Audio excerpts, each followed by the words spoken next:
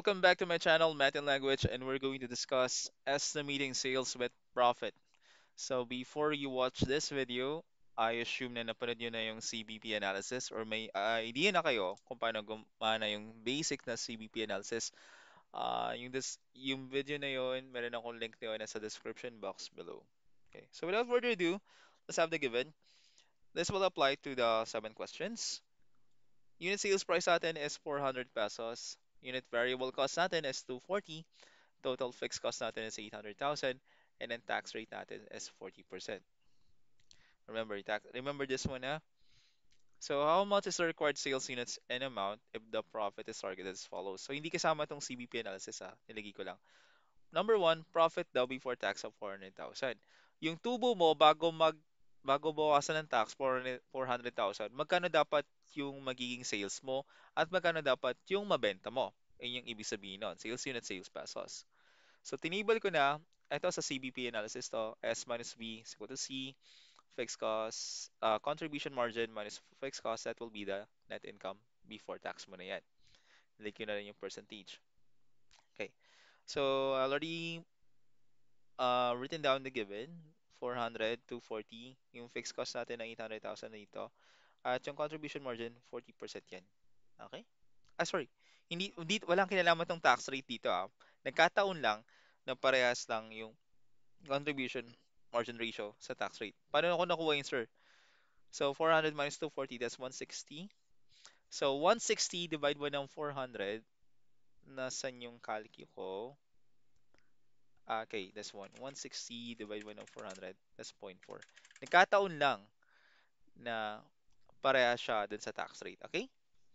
So, let's have this one. Let's answer. Paano kunin to? Start with sales units. Pag sales units natin, fixed cost daw, 800,000 plus mo ng profit before tax na 400,000. Ayan, given yan eh. So, lagay ko na dito yung 400,000 ha. Yan. Di-divide mo siya sa UCM, which is ito. Unit per price, unit per contribution margin, 160. Calculate mo plus 400,000. Divide mo ng 160. Oh, sorry. 1, 2 yan, di ba? 7,500. So, kailangan mo makabenta ng 7,500 na cellphone para magkatubo ka ng 400,000. Let's check the sales pesos naman. Pag sales pesos, 800,000 yung fixed cost natin. Given yan. Profit before tax ito. Yun is a problem. 400,000. Divide mo siya ng CMR or contribution margin ratio ng 0.4. 800,000 plus mo ng 400,000. Divide mo ng 0.4. Sorry. Yan. Divide mo ng 0.4. 3 million. 3M yan. So, 3 million to. Okay. Paano natin malalaman kung tama tayo? So, dapat alam niyo na to, CBP analysis. Contribution margin amount, 40% daw ng sales. So, 3 million times 0.4, that's 1.2. Sorry, wag dyan. Dito. So, 1.2 M minus mo ng 800,000, that's 400,000. Which is, ito yun, tama tayo. Profit before tax natin 400,000. Dapat makakuha tayo ng sales amount na 3 million. Kung dapat yung mabenta natin 7.5. Does it make sense? Kasi kung ang binibenta mo na cellphone ay 400 pesos, tapos nakabenta ka ng 7.5, ang makukuha mong sales amount, that will be 3 million. Yes. So 3 million. 7.5 to, ito 3M. Let's go to number 2. Okay, profit after tax of 480,000. Sir, paano to? Ibig sabihin yan, yung tubo mo na nabawasan na ng tax ay 480,000. So net profit before tax, net profit after or net income after tax dapat 480 to. Okay? Remember, yung tax rate natin sa given ay 40% ha. Okay, akit ko ulit. Ito yun, no, 40%. Iba siya dun sa contribution margin na nagkataon lang na parehas lang sila. 40% yan. Ano, magkano dapat yung mabebenta mo? Hindi, ilan dapat yung mabenta mo at magkano dapat yung magiging sales mo para makakuha ka ng net profit after tax na 480,000. So, same formula siya. However, yung PBT mo, kung dahil naka-profit after tax siya, gagawin mo muna siyang profit before tax. At ang formula natin para sa profit before tax ay profit after tax, divide mo siya ng 1 minus tax rate. Papakita ko sa inyo. So, ito muna. So, profit before tax is, yung profit after tax mo is for 80,000. Ayan o, given yan. I-divide mo siya sa 1 minus ang tax rate. Ano bang tax rate natin? 40%. Ulitin ko po, dito po siya galing sa given. So, 1 minus 0.4 na lang. Convert mo na. So, that will be 480k. Divide mo ng 0.6. And you will have around 800,000. Okay? So, tapos na ba tayo? Siyempre, hindi pa. Nakuha na natin yung PBT. But we need to find sales units. Ilan dapat yung mabebenta mo? So, snipping tool ko to para mas madali. Fixed cost natin, magkano ba yung fixed cost? 800,000. Given yan. Magkano yung PBT, profit before tax daw? That will be 800,000 din. Ito po yun. At ito yun. Ito, dito yan. UCM, ito, unit contribution margin 160. Okay, so calcu 800,000 plus another 800,000 by mo ng 160. Kailangan ka makabenta ng 10,000 cellphone. Lagi ko dito, 10,000 units. Okay? So, 10,000. Magkano dapat yung magiging sales mo? Pwede mo naman siyang i-multiply na lang. So, 400 times 10,000. 4 million to, no? 4M.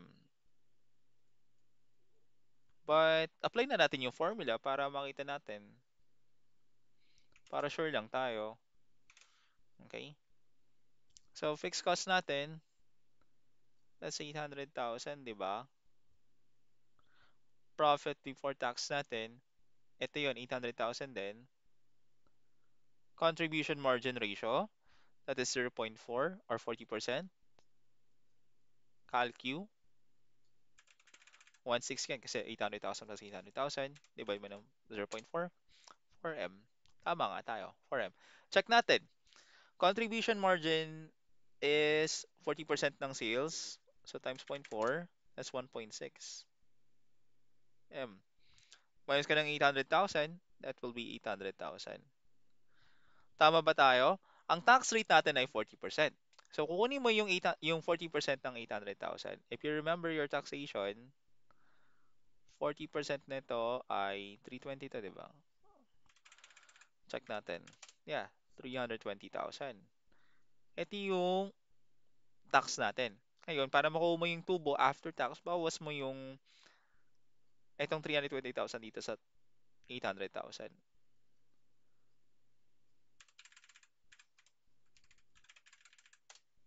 Edi yung sagot mo, 480. Ito yung 480. Ito yung net income after tax, which is ito yun. Di ba? So, lagi ko dito 4M. Ba? Easy. Basta pag gets mo na yung CBP analysis na basic, madali lang din to. Masyado lang matrabaho to kasi ang daming mga tseche-boreche pa eh. Let's go to number 3. Ang baba naman number 3. Okay, nata na. Paano pag ganito? Profit percent before tax. Profit before tax is 20% daw ng sales. So, yung tubo daw na before tax, ito, 20% daw nitong. Mhm. So, paano natin siya gagawin? May formula naman tayo. So, nalagay ko na yung mga given ha. So, fixed cost daw, divide mo sa CMR minus PRBT. Sir, ano yung PRBT? Ito yun, no, yung given, 20%. Hmm. So, unahin ko muna itong sales pesos.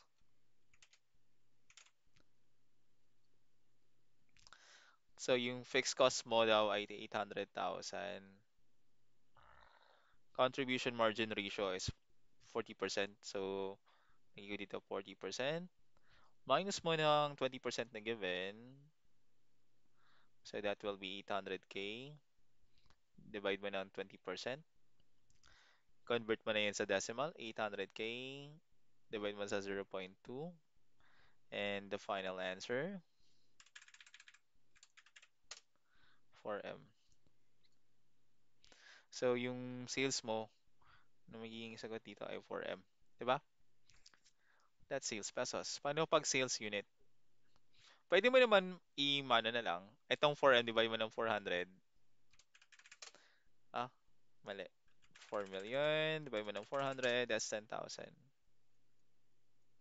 Kaso, let's check the formula. Kung tama tayo. Fixed cost natin is 800,000. Unit contribution margin, that is 160. Tapos, UPM natin. Sir, paano kunin yung UPM? Sabi dito, 20% daw ng sales. So, UPM natin, unit profit margin. Kunin mo yung 20% ng 400, 80. Sinasabi dito, pag nagbebenta ka ng cellphone na nagkakalaga ng 400 pesos, hindi, I mean, nagbebenta ka ng 400 pesos na cellphone, ang tubo mo, kada benta is 80 pesos. Sige. So, lagyan natin dito 80. So, 800K over 80. Step by step yan na. 1,000 divided mo ng 80. 10,000. 10,000 units dapat yung mabenta. Ah, ito na pala eh. O, di ba? Makes sense. Pag nag-times ka dito, ito yung sagot. O, pag divide mo ito. Hmm. Alright. So, check natin kung tama tayo. Dapat daw, yung sagot dito, 20% nito. So, contribution margin, 4 million times 40%, 1.6. Ito, 1.6 M, minus mo ng 800,000, 800,000 yan. Okay? 20% ba? Yung profit before tax, ito, wala pang bawas ng tax. 20% siya ng sales. 800,000, divide mo ng 4 million, 0.2. 20%, di ba? Tama naman kasi lahat to, 10,000 lahat to eh. Maliban dyan sa ano, 10,000 yan. Ah, 80 times 10,000, 800,000.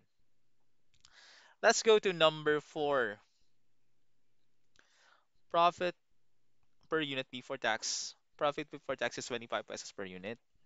Gusto niyo sabihin, kung nagbebenta ka ng cellphone ng 400 pesos, ang tubo mo dapat ay 25. Mhm. Ano dapat yung magiging sales? Ilan dapat yung mabenta mo? Para ang dating is 25 pesos yung tubo mo kada cellphone. Kasi may fixed cost ka dito eh. Mhm. Okay.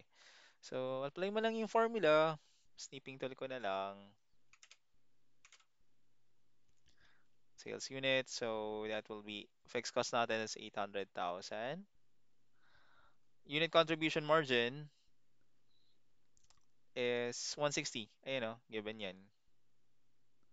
UPM, sir, UPM natin, that's 25. Ayun o, 25. Ay, gusto ko lang to. Mababa kayo saglit. Okay. So, 800,000. Bay mo ng 135 to eh. Over mo ng 135. Ang lalabas sa sagot dyan ay, alam ko hindi siya ganun kalinis na number eh. Oo. Ito.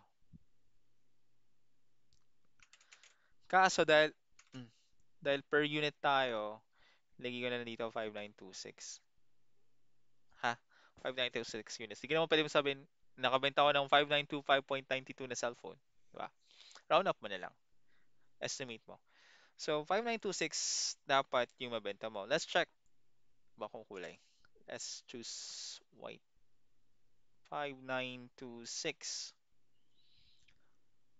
Check natin. So, 400 times 5926. That's 237. 2,370,400. Kunin mo yung 40% niyan para makuha mo yung contribution margin. 948,160.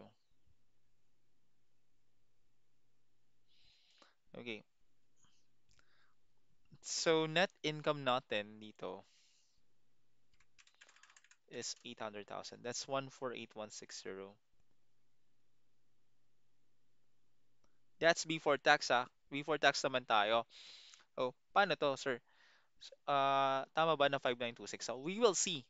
I-divide natin, yung net income natin, i-divide natin siya sa 25 pesos per unit na tubo natin. 148,160, divide mo ng 25, 5,926.4. Which is, pwede na, tama na tayo doon. Kasi, ang pinaka-raw answer talaga, ito. Eh, di ba nag-ano tayo, nag-round up tayo ng something? So, okay lang yun. So, tama talaga tayo. Sagot dito is 5,926. Mhm. Let's go to number 5. Hmm. Akit na natin ta saglit. Ito. Yan. Okay, after tax profit as a percent of sales or profit. Let me answer na dito. Tanggalin ko yung mga answer ha. Wait lang. Para ano. Yan. Yan yung sagot agad. Galing. Our profit is 20% down ng sales after tax of 40%. Sinasabi dito, after tax. So, prop, net income before tax, net income after tax daw. Eh, yung sagot dito ay 20% netong sales. So, complicated, di ba? Let's try. So, formula natin, pag sales pesos is fixed cost, divide mo ng CMR minus PRPT. Kaso, take note, naka-tax after tax profit tayo. Kaya kailangan natin kunin yung PRBT is PR80, profit rate after tax divide mo sa 1 minus tax rate. Hindi lang yan. Sagutan muna natin to. Yung PRBT natin, profit rate after tax. Ito yun eh. Mm, given yan. Ito, 20%. Profit rate after tax daw, 20%. Di-divide mo siya sa 1 minus 40%. Ang tax rate natin is 40%, remember? So that 20% divide mo ng 60%. So that will be like 33.33%. Paano nakuha yun, sir? Eh, no? 0.2, 0.6, times mo ng 100, 33.33%. Talo na natin yung PRBT. Kunin na natin yung fixed cost dito. So, fixed cost natin, kalang snipping tool,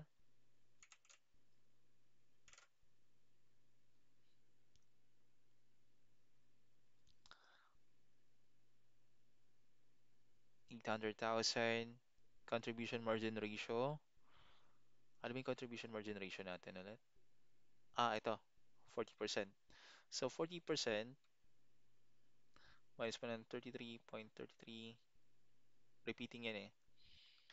Is equal to, mas maganda kung i-calculate na lang natin. Decimal na natin to 800K, 0.4 minus 0.33. Repeating yan Pakita ko sa inyo. 0.4 minus 0.33. Ito yon. I'll show you step by step. Ito na lang. Huwag mo nang sama yung 7 doon. Yan. 800,000, di-divide mo nito. O, sa divide mo ng 0.06. Diretso mo. Sagad mo. 12 million na labas dyan. So, 12M. Lagay mo yung 12 million dito. Tama ba tayo? 12 million times 40%.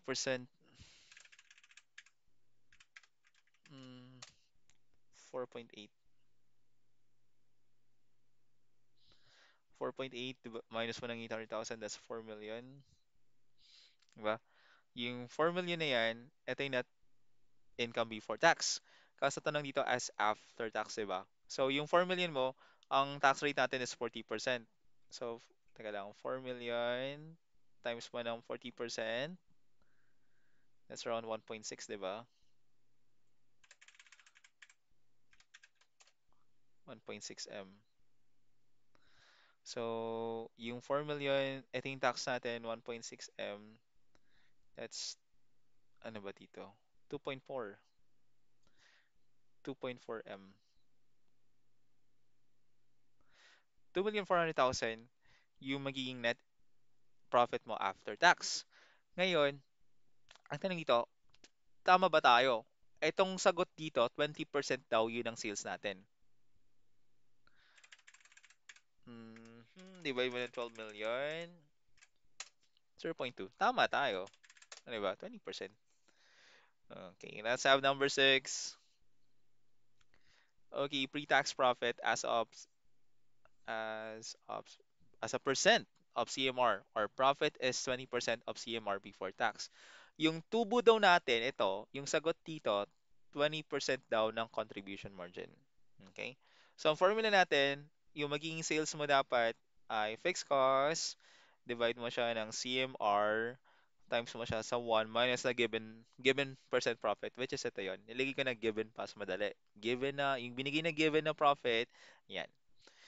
Dali lang yan. So, fixed cost natin is 800,000. CMR natin is 0.4. Mm.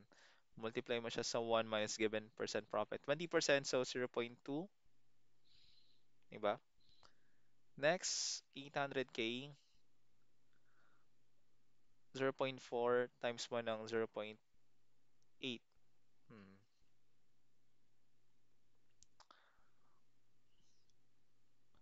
That's 0.4 times 0.8, 0.32.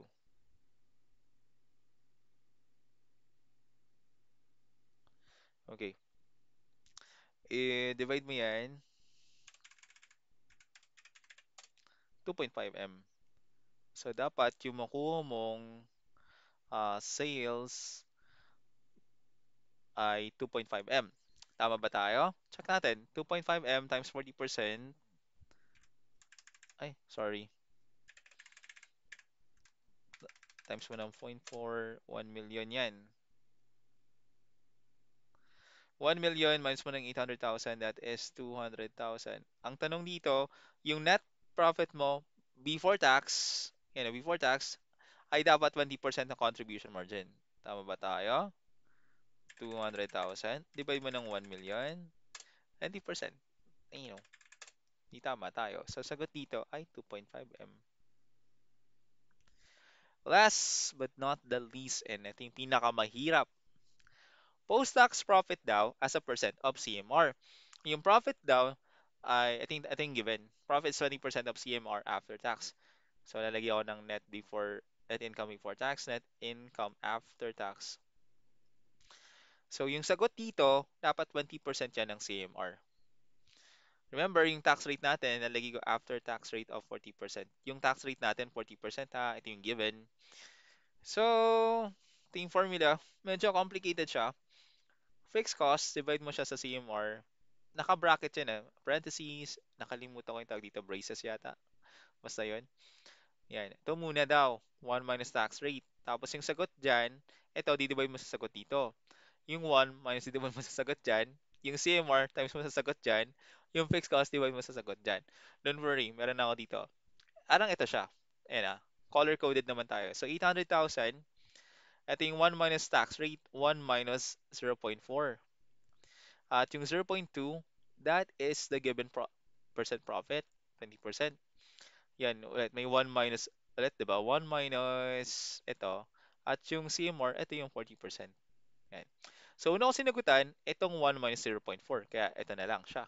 Di ba? Ayan o, color-coded yan. Ayan o, ito na. Ang susunod ko sasagutan, itong 0.2, divide mo ng 0.6, ito yun. Yan, o, pakita ko na sa inyo kung paano. 0.2, divide mo 0.6. Yeah. Okay. Ngayon, susunod mo sasagutan is 1 minus 0. Uh, sorry. 1 minus 0.33. Sagad mo. Ah, ang nangyari? Ay, nagkamali ako. Dinivide ko. Yan. So, ito lalabas dyan. Di ba? Tinanggal ko na yung 7. Hmm. So, 0.4 times mo nito. 0.4 times mo ng 0.66 and so on. ito yun. Di ba? Yung 800,000, ah, ah, divide mo dyan, lalabas 3 million. Di ba?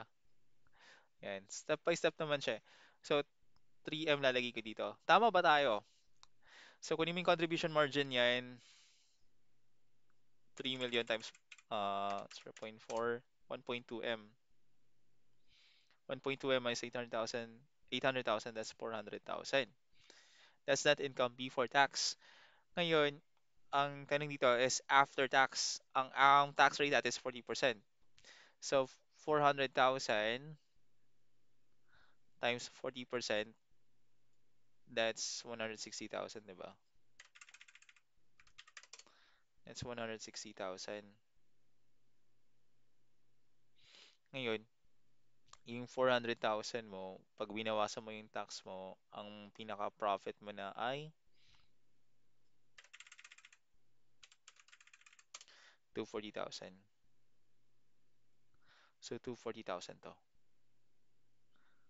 Balik na natin.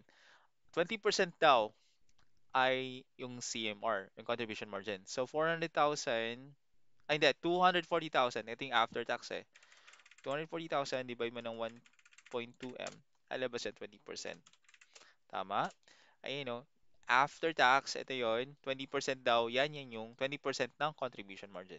So, tama tayo. 240,000. So, again, recap lang tayo. So, ang discuss natin is about estimating sales with profit. Ito yung given again. Ang pwede lumabas sa tanong, profit before tax of 400,000 pesos, profit after tax of 480,000. At given nyo na itong mga ganito, 480,000. Pwede rin itanong, paano kapag profit percent before tax, like profit before tax is 20% of sales, profit per unit before tax, profit before tax is 25 pesos per unit. Pwede rin itanong, after tax profit as a percent of sales or profit is 20% of sales after tax of 40%. Pre-tax profit as a percent of contribution margin ratio or profit is 20% of CMR before tax. And lastly, ito yung pinaka-komplikado, post-tax profit as a percent of CMR. Profit is 20% of CMR after tax. Kung may tanong naman kayo, or if you have questions or need of clarifications, please comment down. At lalagay ko din yung mga ibang link ng videos about financial management na connected dito, like yung CBP analysis. Importante na mag-gets nyo muna yung CBP analysis bago kayo mag-watch ng video na to. Kasi medyo mahirapan kayo. Yun lang. Please like and subscribe. Thank you po. Laking tulong po sa akin yan. I'll see you again on my next video. Bye!